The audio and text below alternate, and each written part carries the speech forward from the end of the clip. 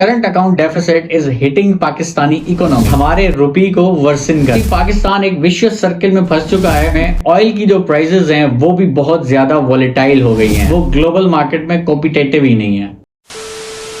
जब से ये महंगाई स्टार्ट हुई है तो पॉलिटिशियन से लेके इकोनॉमिस्ट तक, न्यूज़पेपर से लेके हर सोशल मीडिया प्लेटफॉर्म पर सिर्फ एक ही बात सुनने में आती है कि पाकिस्तान में जो महंगाई है वो करंट अकाउंट डेफिसिट की वजह से है। अस्सलाम वालेकुम, this is Abdul Samad. I have more than 10 years experience in sales and marketing और आज जिस टॉपिक पे हम बात करने जा रहे हैं that is current account deficit. इस वीडियो में हम बात करेंगे कि करंट अकाउंट डेफिसिट क्या है और कैसे ये हमारे मुल्क में इन्फ्लेशन बढ़ा रहा है। Current account deficit occurs when a country imports more product and services than its exports and this leads to current account deficit. International business mostly dollar में होता है, तो जितने डॉलर हमें लेने हैं उससे ज्यादा हमने देने हैं। This increases the demand of dollar और हमारे रुपी को वर्सन करता है। फॉर एग्जाम्पल, आप एक बिजनेसमैन हैं और आपका नाम पाकिस्तान है।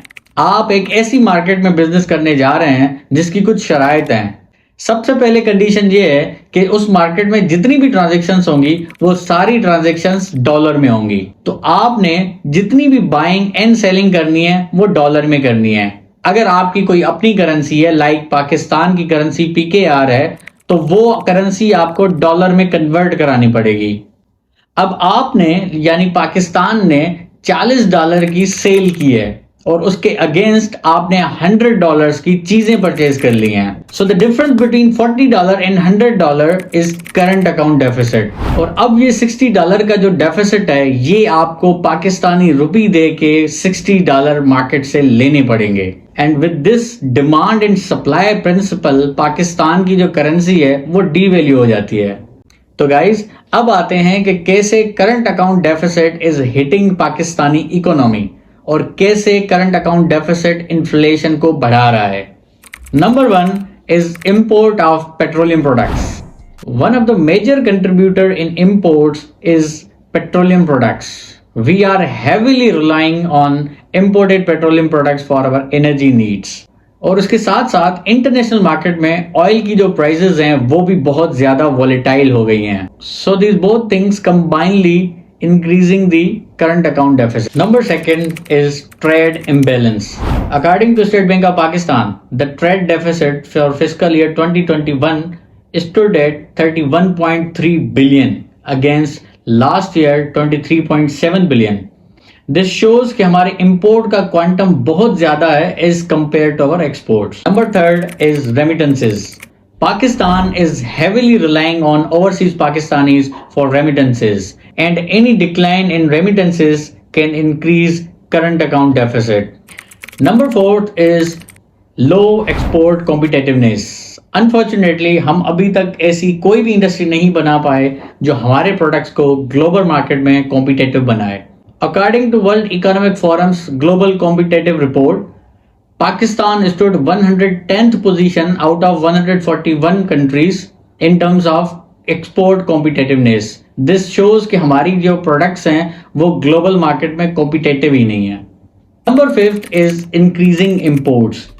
Pakistan's growing economy and rising middle class is significantly contributing in imports and resultantly the current account deficit is increasing. In fiscal year 2021, Pakistan's imports were 59.9 billion against 47 billion in last year.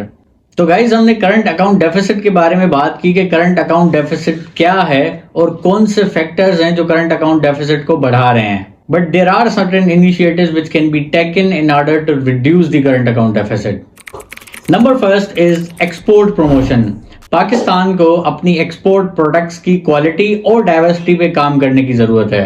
This can be achieved through investing in R&D, incentivizing the export oriented industries and exploring new export markets. Second is import substitution. We need to take certain initiatives locally in order to ensure कि जो products हमारे लोग import करना चाहते हैं वही quality and diversity उनको local products and local market में मिले।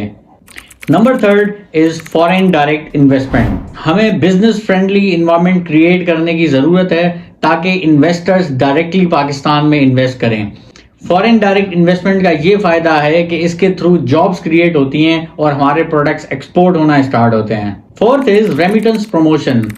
We need to incentivize our remittance program. इसके थ्रू हम अपने ओवरसीज पाकिस्तानीज को मोटिवेट एंड इनकरेज कर सकते हैं कि वो ज्यादा से ज्यादा रेमिटेंसेस भेजें, और हमें एक फ्रेंडली इन्वायरमेंट क्रिएट करने की जरूरत है जिससे ओवरसीज पाकिस्तानी को किसी भी किस्म की दुश्वारी महसूस ना हो while they are sending money back to Pakistan. Fifth is fiscal and money policy.